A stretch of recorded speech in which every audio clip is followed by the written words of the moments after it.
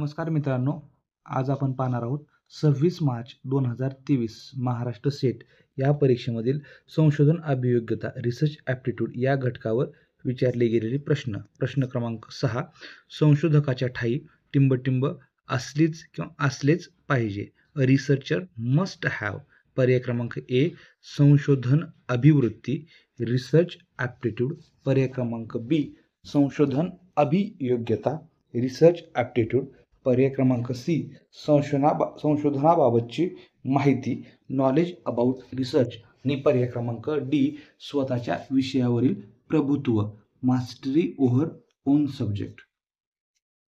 तर संशोधकाच्या ठायी ही संशोधन अभियोग्यता असली पाहिजे. आपल्या युनिटचंच नाव आहे रिसर्च ॲप्टिट्यूड, त्यामुळे संशोधकाच्या ठायी ही रिसर्च ॲप्टिट्यूड अर्थात संशोधन अभियोग्यता असलीच पाहिजे. पुढील प्रश्न. प्रश्न क्रमांक 7.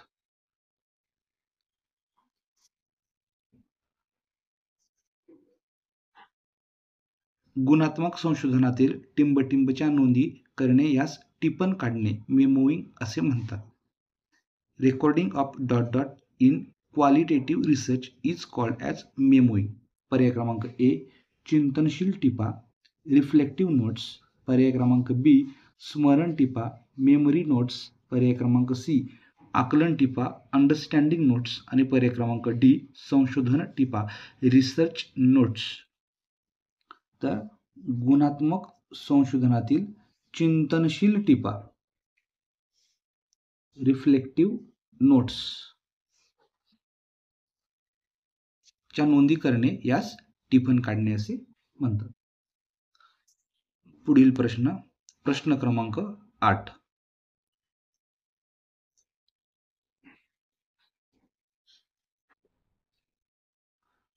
अध्ययन अध्यापन प्रक्रियेतील त्रुटी शोधण्यासाठीचे योग्य माहिती संकलन साधन टिंबटिंब हे असेल. For detecting errors in teaching and learning process the appropriate data collection tool will be. पर्याय क्रमांक ए संपादन कसोटी अचिव्हमेंट टेस्ट. पर्याय क्रमांक बी नैदानिक कसोटी डायग्नोस्टिक टेस्ट. पर्याय क्रमांक सी प्रमाणित कसोटी स्टँडर्डाइज टेस्ट. आणि पर्याय क्रमांक डी उत्तर कसोटी पोस्ट टेस्ट. तर अध्ययन अध्यापन प्रक्रियेतील त्रुटी शोधण्यासाठीचे योग्य माहिती संकलन साधन नैदानिक कसोटी हे असेल. पर्याय क्रमांक बी.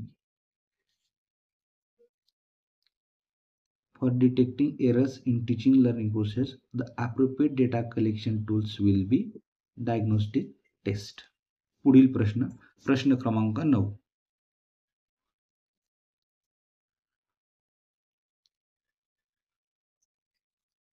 जर वारंवारता वितरणामध्ये काही टोकाचे प्राप्तांक असतील तर विचलनशीलतेचे योग्य परिमाण टिंबटिंब हे असेल.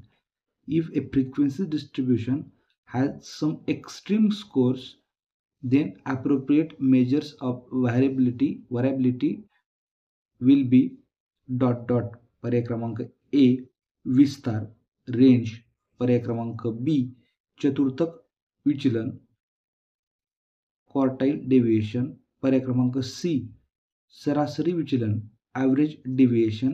पर्याय क्रमांक डी प्रमाण विचलन स्टँडर्ड डेविएशन. तर याचं उत्तर असेल पर्याय क्रमांक बी चतुर्थक विचलन क्वार्टाइल डेविएशन. पुढील प्रश्न. प्रश्न क्रमांक 10.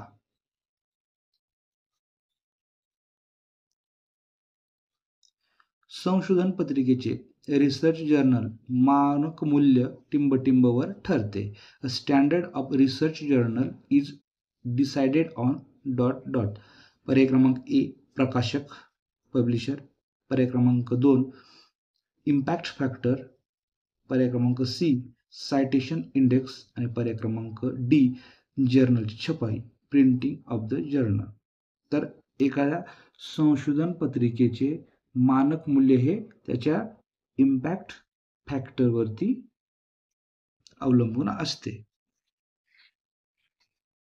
तर हे होते 26 मार्च 2023 या वर्षातील रिसर्च ॲप्टिट्यूड या घटकावर विचारले गेलेले प्रश्न. धन्यवाद.